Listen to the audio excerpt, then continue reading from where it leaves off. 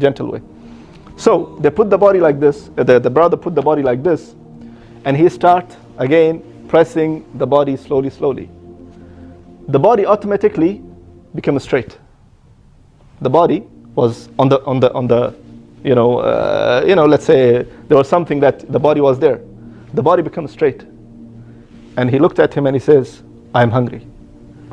At that moment, the Mughassil, the Egyptian brother, he left everything and he just ran out. He opened the door without any slippers, without anything, and he just ran all the way to the street. He got in the car and he ran. So the brothers outside, the children outside, what happened? What is this going on? They went inside. Okay, they couldn't get the Mughassil now. Let's see what's going inside. So this is a true story? True story. The person was laying down, like slant. He becomes straight. While he's still on the Mughsala, he looked at him and he says, I'm hungry, ana ju'an. The person, that's what I'm telling you, this is a different story now. And this person ran away. The children came inside. Sorry, maybe he wasn't that. The person came inside, the children came inside, and they found the father is wrapped up with a kafan, and he is yelling at the children. The father is yelling at the children. He said, you this and you that, you this, you that. Wallahi, tomorrow I'm going to the court and I'm disowning all of you. أتبرأ منكم كلكم. I'm disowning you, all of you. And before that, go bring some food for me because I'm hungry. Because this man, he was freezed for 4 days, and before that he was, I don't know, treated how, Allahu A'lam, how in the hospital. And all the way, when he got some little bit water on himself, he got up and he looked at the Mughassil and he just, the first thing told him, Ana ju'an, I am hungry.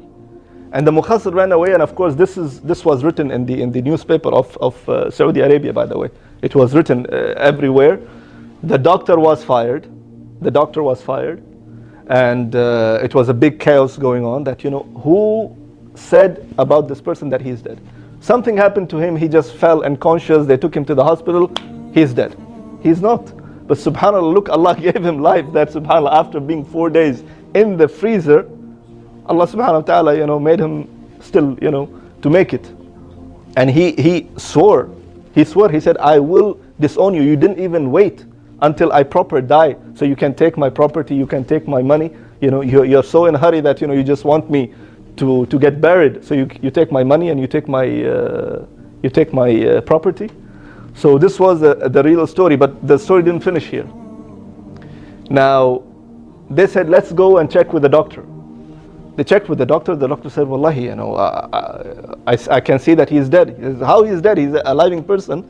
They fired the doctor. They says, who else knows about this? They said, well, only the Mughassil, that Egyptian brother, we can go to him and we can ask him what exactly happened. So they went to Sheikh Abbas. The Sheikh, who gave ghusl to this person? So he took the file. He said, the Mughassil is so-and-so, the Egyptian brother. He says, I'll go and call him. He went and he called the Mughassil, the Egyptian brother. So the Egyptian brother said to the Abbas, tell them I'm not here. Tell them I'm not here. I don't want to meet these people. No, I don't want to meet these people. So he said, okay, fine. So the Sheikh went. And the Sheikh said, well, the brother doesn't want to meet you. He didn't say that he's not here, but the brother doesn't want to meet you. Sheikh, Wallahi, Sheikh, we will not leave until we check with this brother what exactly happened. How our father, start, again, gaining back his own, life or talking. So the Sheikh said, okay, wait for some time, then I will call him. So he waited for 10 minutes, so the brother will feel that these people left. Then he called him, Ya Fulan, come, I want to talk to you. So when he came to the door and he saw the people, he says why you called me? These people are still there, He says, come, Sheikh, come, talk to these people. So this brother said in an Egyptian accent, that Wallahi, if your father died 100 times, I will not gonna give him ghusl. إذا أبوك مات 100 مرة والله مش هغسله. If your father will die 100 times, I'm not gonna, give him ghusl.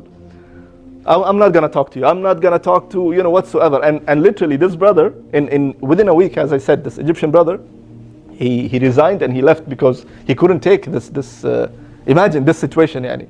That the person is looking at him and no, the Egyptian brother was saying like, he's looking at me and he says, I'm hungry. Where you want me to bring the food for you? From where you want me to bring the food for you? You just imagine the dead person is looking at you and he says, Ana ju'an, I'm hungry. How can I deal with it? So he said, I'm not going to talk to you. Then later on the father, he says, I want to go and meet this person, So after a few days, they called Sheikh Abbas. Sheikh Abbas says, you know what? You go and get into his room and you talk to this Egyptian brother. So he was cutting the kafan and making the string, so he was inside. So when the people came, the father and the children, so the Sheikh Abbas said, go there, that room, just go there.